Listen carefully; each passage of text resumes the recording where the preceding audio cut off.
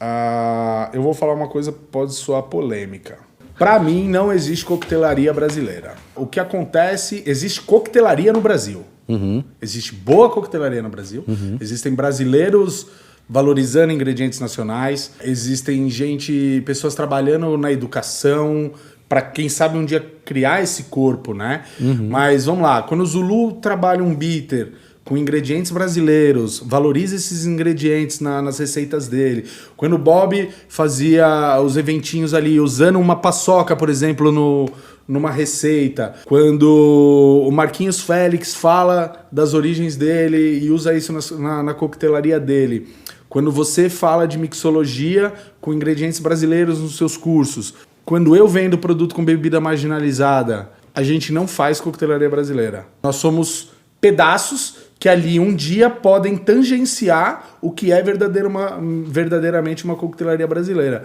Mas eu acho que essa cultura popular de consumo, ela precisa ser inserida... Aliás, a coquetelaria como técnica, como conceito, precisa ser inserida no consumo popular. Ela precisa não popularizar necessariamente a bebida, mas na cultura de consumo popular. Quando você trouxer técnica de coquetelaria para a maior parte dos botecos, e aquele boteco passar a fazer as coisas dele sem interferência de indústria, sim, sabe? Aí você cria identidade. Porque senão, cara, enquanto isso é a gente criando receita com cambuci.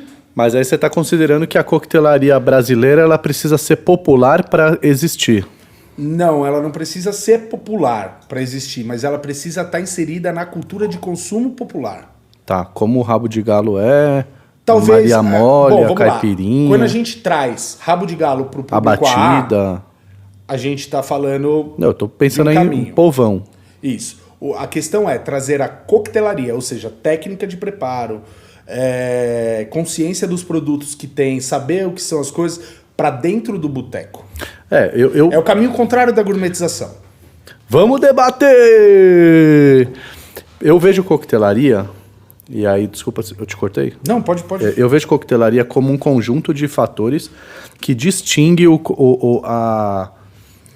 consumo etílico, sim, de outras formas para um consumo etílico de uma forma específica, sim, que consiste em preparo individual de coquetéis, na maioria das vezes, e equipamentos, utensílios específicos, técnicas específicas, atendimento direto e divisão de ambiente, né? Entre uma barra, entre um atendente e um atendido.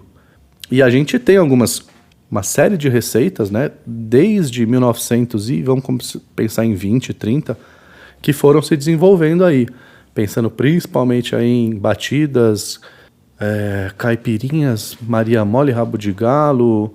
Depois a gente tem aí, vai para a década de 70 e tem mais uma série de figuras que passam por esse processo. E você não acha que a coquetelaria, por ser popular, ela precisa ser popular para ser brasileira, para ter uma identidade própria? Por exemplo, um caju amigo que foi servido no Pandoro na década de 70 para os senadores e socialites e empresários e tudo mais.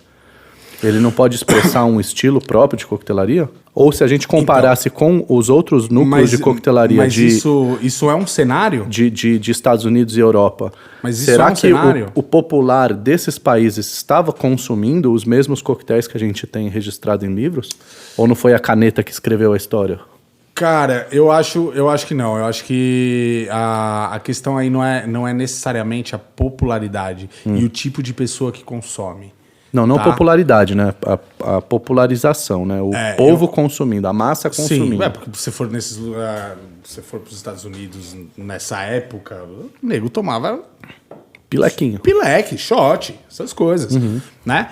Mas a coquetelaria, ela surge também de uma consciência do que você está fazendo. Não é só reproduzir receita. Me explica essa consciência. Por que você faz isso assim? Eu faço isso porque me ensinaram. Esse é o modus operandi geral, né?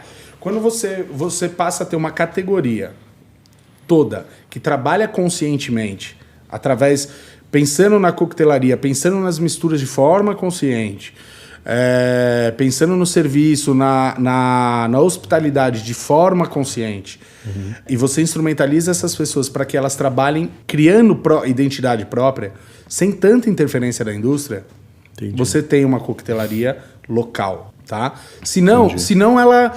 É isso que eu falei, existe coquetelaria no Brasil, mas não tem uma coquetelaria brasileira. Entendi. Tá? Eu acho que assim, você precisa de muita gente falando a mesma língua. Tudo bem que a gente é um país de proporções continentais, né? Mas você poderia falar, é assim que se faz em tal lugar, é assim, tá muita gente falando essa língua tal, e juntar todas essas para construir o que você fala. Isso é coquetelaria brasileira. Tal. Eu te entendo.